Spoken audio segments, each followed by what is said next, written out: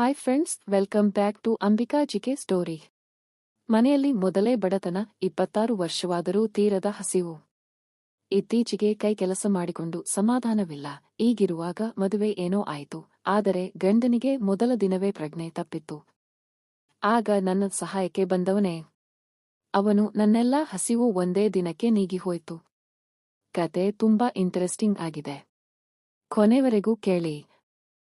ಭಾರತದ ಪ್ರಮುಖ ಜ್ಯೋತಿಷ್ಯರು ಪಂಡಿತ್ ಶ್ರೀ ಸಹದೇವ್ ಭಟ್ ನಿಮ್ಮ ಜೀವನದ ಸಮಸ್ಯೆಗಳಾದ ಪ್ರೀತಿ, ಪ್ರೇಮ, ಹೆಣ್ಣು ಅಥವಾ ಗಂಡು ವಶೀಕರಣ, ಸಂತಾನ, ಕೋರ್ಟ್ ಕೇಸ್ ಅಥವಾ ಸಾಲಬಾಧೆ, ಧನವಶ, ಹಣವಶ ಇನ್ನಿತರೆ ಯಾವುದೇ ಗುಪ್ತ ಸಮಸ್ಯೆಯಾಗಿರಲಿ ಕೆಲವೇ ನಿಮಿಷಗಳಲ್ಲಿ ಶಾಶ್ವತ ಪರಿಹಾರ ಮಾಡಿ ಕೊಡಲಾಗುತ್ತದೆ. ಬೆಂಗಾಳಿ ಅಗೋರಿ ನಾಗಸಾಧುಗಳ ಜೊತೆ ವಿದ್ಯಾಭ್ಯಾಸ ಮುಗಿಸಿ ಗುರುದೀಕ್ಷೆ ಪಡೆದಿರುವ ಪಂಡಿತ್ ಶ್ರೀ ಸಹದೇವ್ ಭಟ್ ಅವರಿಗೆ ಈಗಲೇ ಕರೆ ಮಾಡಿ 9008899112. ಸಂಗೀತ ಜೀವನದಲ್ಲಿ ನಡೆದ ಒಂದು ಆಕಸ್ಮಿಕ ಘಟನೆ ಬಗ್ಗೆ ಇವತ್ತು ನಾನು ನಿಮಗೆ ಹೇಳುತ್ತೇನೆ. ಕೆಲ ವರ್ಷಗಳ ಹಿಂದೆ ಸಂಗೀತ ಕುಟುಂಬ ಒಂದು ವಾಸವಾಗಿತ್ತು. ಮನೆಯಲ್ಲಿ ತಾಯಿ, ಮಗ ಮತ್ತು ಮಗಳು ಮೂವರು ಮಾತ್ರ ಇದ್ದರು. ತಾಯಿಗೆ ವಯಸ್ಸಾಗಿ ಹಾಸಿಗೆ ಹಿಡಿದಿದ್ದರಿಂದ ಸಂಗೀತ ಅವರೇ ಮನೆಯ ಎಲ್ಲಾ ಜವಾಬ್ದಾರಿಯನ್ನು ಹೊತ್ತುಕೊಂಡಿದ್ದರು.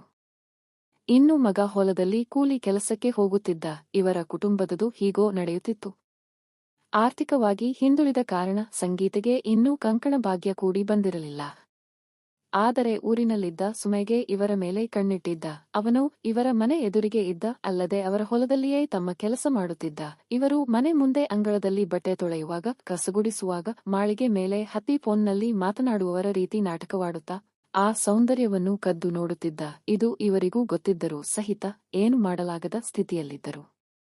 ಇದರ ಬಗ್ಗೆ ಜಗಳವಾಡಿದ್ದರೆ ಅಥವಾ ಬೇರೆ ಯಾರಿಗಾದರೂ ಹೇಳಿದ್ರೆ ತನ್ನ ಮರ್ಯಾದೆ ಹೋಗುತ್ತೆ ಅಂತ ಸುಮ್ಮನಿದ್ದರು. ಇಷ್ಟಕ್ಕೆ ಸುಮ್ಮನಿರದ ಸುಮಯ ಆಗಾಗ ಇವರು ಹೊಲಕ್ಕೆ ಹೋಗುವಾಗ ಹಿಂಬಾಲಿಸುವುದು. ಗಾಡಿ ಮೇಲೆ ಕೂರು ಬಾ, ನಾನು ಆ ಕಡೆಗೆ ಹೋಗುತ್ತಿದ್ದೇನೆ ಎಂದು ಕೆಳಗಿನಿಂದ ಮೇಲಿನವರೆಗೆ ನೋಡುತ್ತಿದ್ದ. ಅಲ್ಲದೆ ಒಂದೆರಡು ಸಲ ಕೈ ಹಿಡಿದಾಗಲೂ ಅವರು ಸಿಟ್ಟಿನಿಂದ ನೋಡಿ ಸುಮ್ಮನಿದ್ದರು. ಇವರದು ಸಂಪ್ರದಾಯಸ್ಥ ಕುಟುಂಬವಾಗಿತ್ತು.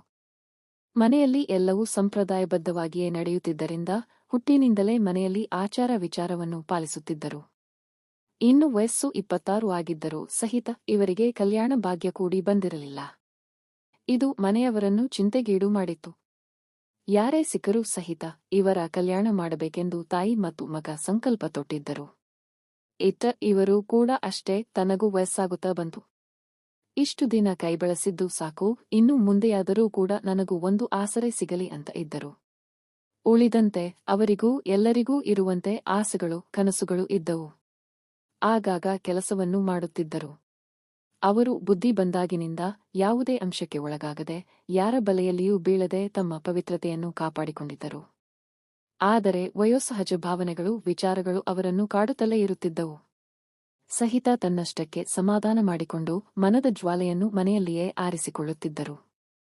ಮತ್ತೊಂದೆಡೆ ಎದುರುಮನೆ ಸುಮಯ ದಿನದಿಂದ ದಿನಕ್ಕೆ ಹೊಸ ಹೊಸ ಉಪಾಯ ಮಾಡುತ್ತಿದ್ದ. ಹೀಗೆ ಒಂದು ದಿನ ಹೊಲಕ್ಕೆ ಹೋಗುವಾಗ ಇವರ ತಮ್ಮನಿಗೆ ತನ್ನ ಹೊಲದ ಕೆಲಸಕ್ಕೆ ಬಂದರೆ ಹೆಚ್ಚಿಗೆ 50 ಕೊಡುವುದಾಗಿ ಹೇಳಿದ್ದ. ಅಲ್ಲದೆ ಇವರೇನಾದರೂ ತನ್ನ ಮನೆ ಕೆಲಸಕ್ಕೆ ಬಂದರೆ ಅವರಿಗೂ ದಿನಗೂಲಿಯಾಗಿ 200 ರೂಪಾಯಿ ಕೊಡ್ತೀನಿ ಎಂದು ಅವನಿಗೆ ಹೇಳಿ ಕಳುಹಿಸಿದ್ದ.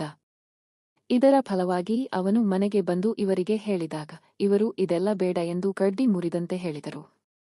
ಆ ಕೆಲಸಕ್ಕೆ ಹೋಗದಂತೆ ಹೇಳಿದರು. ಏಕೆಂದರೆ ತನ್ನ ಪರಿಸ್ಥಿತಿಯನ್ನು ನೋಡಿದ ಸೋಮಯ್ಯ ತನ್ನ ಲಾಭವನ್ನು ಪಡೆದುಕೊಂಡರೆ ತನ್ನ ಮುಂದಿನ ಜೀವನ ಏನು ಎಂಬುದು ಅವರಿಗೆ ಗೊತ್ತಿತ್ತು. ಅಲ್ಲದೆ ಬಡತನದಿಂದ ಬೇಸುತ್ತಿದ್ದಾಗಲೇ ಸುಮಾರು 35 ವಯಸ್ಸಿನ ರಾಜಪ್ಪ ಇವರ ಜೊತೆಗೆ ಕಲ್ಯಾಣವಾಗುವುದಾಗಿ ಹೇಳಿದ್ದ. ಇವರ ಮನೆಯಲ್ಲಿಯೂ ಕೂಡ ಮನೆಯ ತನಕ ಬಂದವರನ್ನು ತಿರಸ್ಕರಿಸುವುದು ಬುದ್ಧಿವಂತರ ಲಕ್ಷಣವಲ್ಲ ಎಂದು ಸರಿ ಎಂದಿದ್ದರು. ಈ ವಿಷಯ ಗೊತ್ತಾಗಿ ಸುಮಯ್ಯ ಮತ್ತೊಂದೆಡೆ ಹೊಸ ಉಪಾಯ ಮಾಡಿದ್ದ. ಹೀಗೆ ಒಂದು ದಿನ ಇವರ ಮನೆಯವರು ಎಲ್ಲರೂ ಊರಿಗೆ ಹೋದಾಗ ಅವನು ಯಾರಿಗೂ ಗೊತ್ತಾಗದಂತೆ ಇವರ ಮನೆಗೆ ಸೇರಿದ್ದ. ಅಲ್ಲದೆ ಅಲ್ಲಿದ್ದ ಹುಲ್ಲಿನ ರಾಶಿಯನ್ನು ಮೈಮೇಲೆ ಎಳೆದುಕೊಂಡು ಯಾರಿಗೂ ತಿಳಿದಂತೆ ಶೌಚಕ್ಕೆಂದು ಹೋಗಿದ್ದ. ಇವರು ಎಲ್ಲವನ್ನೂ ತೆಗೆದು ಮೈಮೇಲೆ ನೀರು ಸುರಿದುಕೊಳ್ಳಬೇಕೆಂದುಕೊಳ್ಳುವಾಗಲೇ ಹುಲ್ಲಿನ ನಡುವೆ ಏನೋ ಸರಿದ ಶಬ್ದವಾಗಿದ್ದನ್ನು ಕಂಡರು.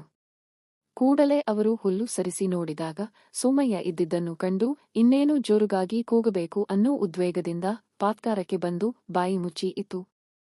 ಕೊನೆಗೆ ಅವನೇ ತಾನು ತನ್ನ ಮರ್ಯಾದೆ ಕಳಿಬೇಡಿ ಎಂದು, ಇನ್ನು ಮುಂದೆ ನಿನ್ನ ತಂಟೆಗೆ ಬರುವುದಿಲ್ಲ ಎಂದು ಕೈಮುಗಿದು ಅಲ್ಲಿಂದ ಹೋಗಿದ್ದ. ಇವರು ಸದ್ಯಕ್ಕೆ ತಮ್ಮ ಮರ್ಯಾದೆ ಉಳಿಯಿತು ಎಂದು ಸುಮ್ಮನಾಗಿದ್ದರು. ಆದರೆ ದಿನಗಳೆದಂತೆ ಸುಮಯ್ಯ ಮತ್ತೊಂದು ಅವಕಾಶಕ್ಕಾಗಿ ಕಾಯುತ್ತಿದ್ದ. ಮತ್ತೊಂದೆಡೆ ಮನೆಗೆ ಬಂದಿದ್ದ ರಾಜಪ್ಪನ ಬಗ್ಗೆ ವಿಚಾರಿಸಿದಾಗ ಇವರಿಗೆ ಒಂದು ಶಾಕ್ ಆಗುವ ಸುದ್ದಿ ತಿಳಿದಿತ್ತು. ಅದೇನೆಂದರೆ ಅವನಿಗೆ ಇದು ಎರಡನೇ ಸಂಬಂಧವಾಗಿತ್ತು.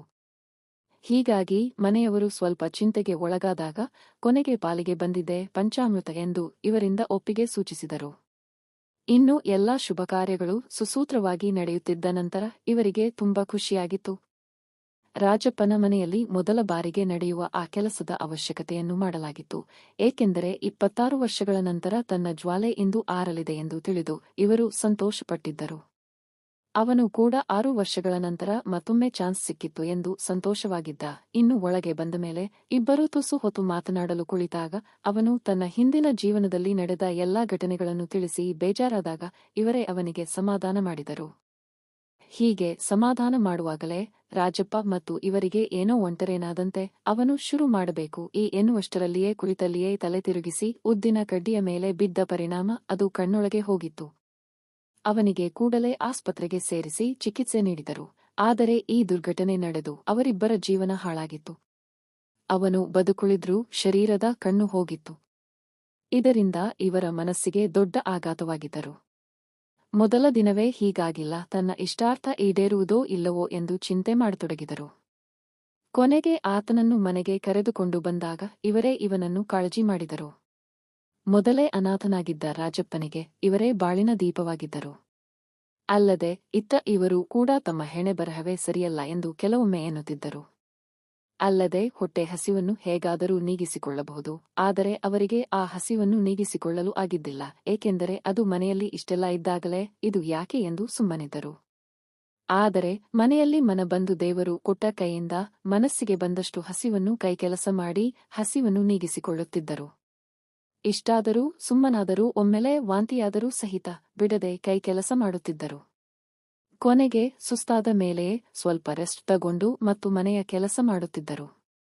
ಹೀಗೆಯೇ ಇದ್ದಾಗ ರಾಜಪ್ಪನ ಹತ್ತಿರದ ಸಂಬಂಧಿ ಪವನ್ ಇವರ ಮನೆಗೆ ಬಂದಿದ್ದ. ಇವರು ಪವನ್ ಜೊತೆಯಾಗಿ ರಾಜಪ್ಪನ ಕಾಳಜಿ ಮಾಡುತ್ತಿದ್ದರು. ಪ್ರತಿನಿತ್ಯ ಅವನಿಗೆ ಮೈಮೇಲೆ ನೀರು ಸುರಿಯುವುದು, ಶುಚಿಗೊಳಿಸುವುದು, ತಿನ್ನಿಸುವುದು ಇಷ್ಟೆಲ್ಲವನ್ನೂ ಮಾಡುತ್ತಿದ್ದರು. ಹೀಗೆ ಪ್ರತಿನಿತ್ಯವೂ ಅವರನ್ನು ಆರೈಕೆ ಮಾಡಿ 6 ತಿಂಗಳು ಕಳೆದಿತ್ತು. ಇತ್ತ ಇವರ ಮತ್ತು ಪವನ್ ನಡುವೆ ಗೆಳೆಯತ್ವವೂ ಆಗಿತ್ತು. ಆದರೆ ಒಂದು ದಿನ ಪವನ್ಗೆ ಯಾಕೋ ಕೆಟ್ಟ ಆಲೋಚನೆ ಬಂದು ನಾನು ಏಕೆ ಪ್ರಯತ್ನ ಪಡಬಾರದು ಎಂದು ಮನೆಯಲ್ಲಿ ಹೇಗಿದ್ದರೂ 3 ಮಾತ್ರ ಇದ್ದೇವೆ ಎಂಬುದಾಗಿ ಯೋಚಿಸಿದ್ದ. ಇವನಿಗೆ ಕಣ್ಣು ಕಾಣುವುದಿಲ್ಲ, ಕಲ್ಯಾಣವಾಗಿ 8 ತಿಂಗಳಾಗಿದೆ. ಏನೋ ಕಳೆದುಕೊಂಡಿದ್ದಾರೆ. ಅದನ್ನು ಬೇಕು ಎಂದು ಮುಖದ ಲಕ್ಷಣ ಹೇಳುತ್ತಿತ್ತು. ಜತೆಗೆ ಯೋಚಿಸಿದವನೇ ಒಂದು ನಿರ್ಧಾರ ಮಾಡಿದ್ದನು. ಆದರೆ ಇವರು ಕೂಡ ತಮ್ಮ ಮನದ ಜ್ವಾಲೆ ಆರಿಸಲು ಕೆಲವೊಮ್ಮೆ ಕೈಗೆ ಸಿಕ್ಕಿದ್ದ ವಸ್ತುವಿನಿಂದ ಪ್ರಯತ್ನಪಟ್ಟು ಸಮಾಧಾನ ಮಾಡುತ್ತಿದ್ದರು. ಹೀಗೆ ಒಂದು ದಿನ ಸಾಯಂಕಾಲ ಊಟ ಮಾಡಿ ರೆಸ್ಟ್ ಮಾಡುತ್ತಿದ್ದಾಗ ಅವನಿಗೆ ಸುಮಾರು 12 ಗಂಟೆಗೆ ಎಚ್ಚರವಾಗಿ ಕಣ್ಣು ತೆಗೆದು ನೋಡಿದಾಗ ಮಂದ ಬೆಳಕಿನಲ್ಲಿ ಅವರ ಅಲ್ಪ ಸ್ವಲ್ಪ ಸೌಂದರ್ಯ ಗೋಚರವಾಗುತ್ತಿತ್ತು. ಇತರೊಬ್ಬ ಎದ್ದು ಕೂತಾಗ ಪವನ್ಗೆ ಏನು ಮಾಡಬೇಕು ಎಂದು ಗೊತ್ತಾಗಲಿಲ್ಲ. ಅವನ ಮನದಲ್ಲಿ ಉತ್ತರವಿಲ್ಲದ ಹಲವಾರು ಪ್ರಶ್ನೆಗಳು ಇದ್ದವು. ಏನಾದರೂ ಹೆಚ್ಚು ಕಡಿಮೆಯಾದರೆ ಏನಾಗುತ್ತೆ? ಜಗಳ ಮನೆಯಿಂದ ಹೊರಗೆ ಹಾಕುತ್ತಾರೆ ಎಂಬೆಲ್ಲ ವಿಚಾರ ಬಂದವು. ಕೊನೆಗೆ ಆತ ಏನು ಮಾಡೋದು ಎಂದು ಯೋಚಿಸಿ ಕೊನೆಗೆ ಆಗಲೇ ಇವತ್ತೇ ಇದನ್ನು ಪ್ರಯತ್ನ ಮಾಡೋಣ ಎಂದು ನಿಧಾನವಾಗಿ ಶುರು ಮಾಡುವ ಹೊತ್ತಿಗೆ ನನಗೆ ಭಯ ಕೊಟ್ಟಿತು. ಏನು ಬೇಡ ಎಂದು ಸುಮ್ಮನೆ ಬಿದ್ದುಕೊಂಡೆ. ಆದರೆ ಮನೆಯಲ್ಲಿ ಶಾಂತವಾದ ವಾತಾವರಣವಿತ್ತು. ಕೊನೆಗೆ ಇವತ್ತು ಏನಾದರೂ ಮಾಡಿ ಅದನ್ನು ಪಡೆದು ತೀರಬೇಕು ಎಂದು ಕೈ ಹಾಕಿದಾಗ ಆಗ ಅವರು ಹೀಗೆ ಭಯಪಟ್ಟರೆ ಹೇಗೆ? ನೀನು ಎಲ್ಲ ಚೆನ್ನಾಗಿ ಗೊತ್ತಿರುವೆ, ಆದರೆ ನಿನಗೆ ಭಯ ಜಾಸ್ತಿಯೇ ಎಂದು ಅವರು ಪಿಸು ಧ್ವನಿಯಲ್ಲಿ ಹೇಳಿದರು. ಅಡುಗೆ ಮಾಡುವಾಗ, ಹೊಲದಲ್ಲಿ ಕಸು ತೆಗೆಯುವಾಗ, ಮನೆಯಲ್ಲಿ ಕಸು ಗುಡಿಸುವಾಗ ನೀನು ಏನು ಮಾಡುತ್ತಿದ್ದೆ ಎಲ್ಲವೂ ನನಗೆ ಗೊತ್ತಿದೆ. ಆದರೆ ಈ ಕೆಲಸಕ್ಕೆ ಮುಂದೆ ಬಂದಿದ್ದೀಯಾ? ಬಾ ಎಂದು ಹೇಳಿದರು. ಆ ಸಮಯದಲ್ಲಿ ಅಲ್ಲಿಯೇ ಏಕಾಂತದಲ್ಲಿ ಆ ಕೆಲಸವನ್ನು ಮಾಡಿದರು. ಹೀಗೆ ಕೆಲ ದಿನಗಳ ಮಟ್ಟಿಗೆ ಎಲ್ಲವೂ ನಡೆದಿತ್ತು. ಒಂದು ದಿನ ಮನೆಯಲ್ಲಿ ಈ ವಿಷಯ ಎದುರು ಹೊಡೆದು ಮನೆ ಸೋಮಯ್ಯನಿಗೆ ಹೇಗೋ ಗೊತ್ತಾಗಿ ಬಿಟ್ಟಿತು. ಆಮೇಲೆಯಾಗಿದ್ದು ಮಾತ್ರ ದುರಂತ. ಇವರು ಇಬ್ಬರೂ ಹಾಗೂ ರಾಮ್ ಅವಮಾನ ತಡೆಯದೆ ಪ್ರಾಣ ಬಿಟ್ಟರು. ನೋಡಿದ್ರಲ್ಲ ಗೆಳೆಯರೇ, ಏನೋ ಮಾಡಲು ಹೋಗಿ ಹೇಗೆ ಜೀವನವನ್ನು ಹಾಳು ಮಾಡಿಕೊಂಡರು ಎಂಬುದಾಗಿದೆ. ಹಾಗಾಗಿ ಯಾರೂ ಈ ರೀತಿ ತಪ್ಪು ದಾರಿಯಲ್ಲಿ ನಡೆಯಬಾರದು. ನಿಜ ಜೀವನದಲ್ಲಿ ನಡೆಯದಂತಹ ಈ ಕಾಲ್ಪನಿಕವಾದ ಘಟನೆ, ಕಾಲ್ಪನಿಕ ಕಥೆಗಳನ್ನು ಗಂಭೀರವಾಗಿ ತೆಗೆದುಕೊಳ್ಳಬಾರದು. ಅಲ್ಲದೆ ಈ ಕಾಲ್ಪನಿಕ ಘಟನೆಗಳು ಕೂಡ ಕೆಟ್ಟ ಅಂತ್ಯವನ್ನು ಹೊಂದಿವೆ. ಹಾಗಾಗಿ ನಾವು ಕಾಲ್ಪನಿಕ ಕಥೆಗಳನ್ನು ಎಂದಿಗೂ ಸ್ಫೂರ್ತಿಯಾಗಿ ತೆಗೆದುಕೊಳ್ಳಬಾರದು. ನಾವು ನ್ಯಾಯಯುತವಾಗಿ ಜೀವನ ನಡೆಸುವುದರ ಜೊತೆಗೆ ಸಮಾಜದ ನೀತಿ ಕಾನೂನಿಗೆ ಒಳಪಟ್ಟು ಜೀವನ ನಡೆಸಬೇಕು. ನಮ್ಮ ದೇಶದ ನೀತಿ ಕಾನೂನಿಗೆ ಬೆಲೆ ಕೊಟ್ಟು ಜೀವನ ನಡೆಸಬೇಕು. ಇಂತಹ ಕಾಲ್ಪನಿಕ ಘಟನೆ ಕಥೆಗಳಂತೆ ನಿಜ ಜೀವನದಲ್ಲಿ ಮಾಡಿದರೆ ಜೀವ ಮತ್ತು ಜೀವನಕ್ಕೆ ಎರಡಕ್ಕೂ ತೊಂದರೆಯಾಗುತ್ತದೆ. ಹಾಗಾಗಿ ಇಂತಹ ಕಾಲ್ಪನಿಕ ಕಥೆಗಳಿಗೆ ಪ್ರಾಮುಖ್ಯತೆ ನೀಡಬಾರದು. ಅಲ್ಲದೆ ಯಾವ ತಪ್ಪುಗಳನ್ನು ಮಾಡುವುದರಿಂದ ತಪ್ಪುಗಳು ನಡೆಯದಂತೆ ಎಚ್ಚರಿಕೆಯಿಂದ ಇರಬೇಕು. ನಾವು ಉತ್ತಮ ಸನ್ನದಿಯ ಜೀವನ ನಡೆಸಬೇಕು. ನಾವು ಕಾಲ್ಪನಿಕ ಕಥೆಗಳನ್ನು ಎಂದಿಗೂ ಸ್ಫೂರ್ತಿಯಾಗಿ ತೆಗೆದುಕೊಳ್ಳಬಾರದು. ಜೊತೆಗೆ ನಮ್ಮ ಬದುಕನ್ನು ಹಸನಾಗಿಸುವಾಗ ಕಥೆಗಳನ್ನು ಓದಿ ಸ್ಫೂರ್ತಿಯನ್ನು ಪಡೆಯಬೇಕು. ಯಾರೂ ಈ ಮೇಲಿನ ಕಥೆಯಂತೆ ನಿರ್ಧಾರ ಮಾಡಬಾರದು. ಕಥೆಯಲ್ಲಿ ತಪ್ಪು ಮಾಡಿದ್ದಕ್ಕೆ ಕೊನೆಗೆ ಏನಾಯಿತು ಎಂಬುದನ್ನು ಕೂಡ ನೋಡುವುದು ಉತ್ತಮ. ಹೀಗಾಗಿ ತಪ್ಪುಗಳನ್ನು ಮಾಡಬಾರದು. ಎಲ್ಲರೂ ಯಾವತ್ತೂ ಯಾವುದೇ ತಪ್ಪುಗಳು ನಡೆಯದಂತೆ ಎಚ್ಚರಿಕೆಯನ್ನು ವಹಿಸಬೇಕು. ಈ ಕತೆ ಇಷ್ಟವಾಗಿದ್ದರೆ ಇದಕ್ಕೊಂದು ಲೈಕ್ ಕೊಟ್ಟು ನಮ್ಮ ಚಾನೆಲ್ ಸಬ್ಸ್ಕ್ರೈಬ್ ಮಾಡಿಕೊಳ್ಳಿ.